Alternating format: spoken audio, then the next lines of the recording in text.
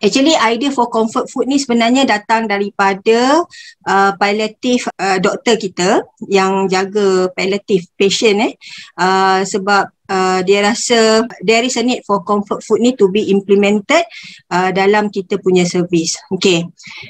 So untuk permulaannya saya nak maklumkan sekarang ni actually cancer ni dia dah jadi most common causes of death worldwide and also di Malaysia. Okay, dia bukan orang kata penyakit main-main lagi dah. Dia dah jadi macam satu orang kata penyakit yang commonly kita boleh jumpa, dah macam demam. Okay, and then in 2020, 19.3 million newly diagnosed cases, and dekat Malaysia sahaja sebanyak 115k cases telah di-diagnose, maknanya yang baru diagnose. And then sebagai salah satu fakta juga adalah kebanyakan pesakit kanser ni dia meninggal, most of it, 20% of it adalah due to malnutrition. Okay, malnutrisi tahu kan, saya rasa semua dietitian tahu malnutrition ni sebenarnya ada dua benda. Satu terlebih nutrisi, yang kedua kurang nutrisi. So dalam case kanser ni dia lebih kepada kekurangan nutrisi. Okay, jadi 20% of death among cancer patient is actually caused by malnutrition itself. Okay, and then most common cancers yang didiagnose di worldwide ni adalah breast, lung, colon and prostate, skin and stomach cancer. And then most of common cancer by gender yang biasa didiagnose among gender, contohnya macam male adalah disebabkan oleh colorectal, trachea, prostate, lymphoma. Okay, lymphoma ni salah satu blood cancer kan. And then female biasanya breast cancer, colorectal, cervix, ovary, trachea and bronchial cancer lah. Okay, definition of blood cancer. Cancer ni saya rasa ni just a refresh lah. Cancer that begins in blood forming tissue such as the bone marrow or in the cells of the immune system.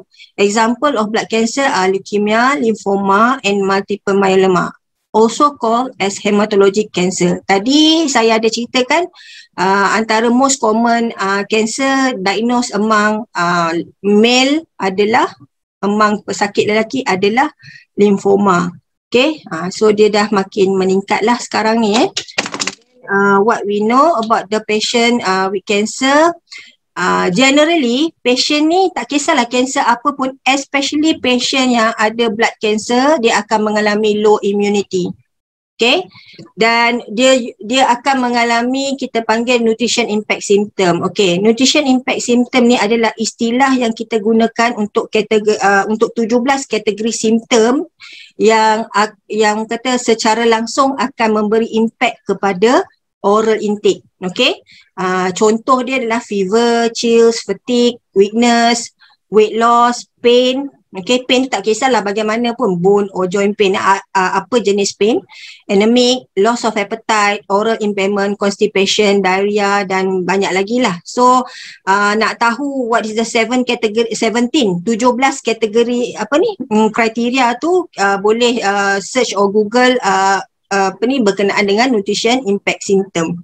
Okay, and then nutrition impact symptom ni dia memang akan really affected oral intake, yang mana secara tak langsung dia akan influence nutritional status. Okay, and then generally juga tak kisahlah cancer apa pun, sebenarnya dia memerlukan higher energy and protein requirement. Banyak orang kata scientific evidence, banyak orang kata kajian among cancer patient menunjukkan due to the cancer itself, dia akan ada altered metabolism punya orang kata mekanisme, yang mana bila patient cancer dia akan ada higher catabolism, which is menyebabkan dia perlukan orang kata higher energy and protein intake. And then senang nak kena jangkitan, yang mana pun also required for high calorie and energy protein intake. Low immunity, which is also need to have a higher energy and protein requirement intake.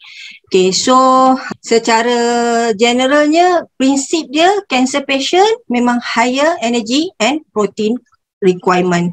Dia tak lagi daripada tu. Okay, macam mana dengan orang kata yang ada underlying disease? So usually we as a dietitian akan work around the underlying condition, which is kalau kata patient tu ada diabetic, maybe at that time kita akan tengok whether patient tu perlu ke tidak that diabetic kata management tu sendiri, depend on the current status of the patient.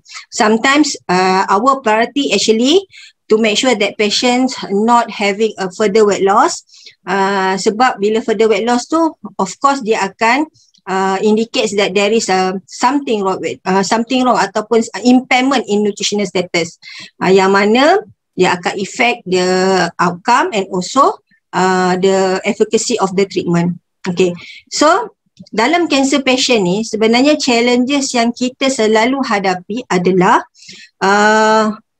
first, food myth. Okay, daripada kajian 29.7% ni yang kita kajian ni kita buat di kalangan pesakit kanser berkenaan dengan food waste. Okay, food waste yang kita ambil secara internal lah kajian ni. So 29.7% of patient dalam IKN tu sendiri dia jadi takut nak makan sebab they believe with the food myth, which is 29.7% of orang kata population. Satu lagi maybe habit. Okay, patient punya habit, preference sendiri, friends and family or caretaker belief. Okay, bila saya cakap friends and family ataupun caretaker punya belief ni, maksudnya sometimes patients tu okay, tak ada masalah, dia boleh nak makan, but orang sekeliling dia yang mempengaruhi cara nak makan. Itu tak boleh, ini tak boleh, that one tak boleh. Okay, so end up dia jadi macam takut, and then altered dia punya habit of food habit tu. And then satu lagi, because kita ni kan dah negara nak kata maju kot, majulah. Kita punya internet ni sangat senang nak orang kata access. So internet ni pun actually info-info dalam dia pun kadang-kadang bukan kata diragui tapi kadang tak tepat. Okay, jadi ini juga menjadi salah satu orang kata fakta yang mempengaruhi cara pengambilan patient tu sendiri, especially about the food myth and also the belief ataupun orang kata suitable food for patient with cancer.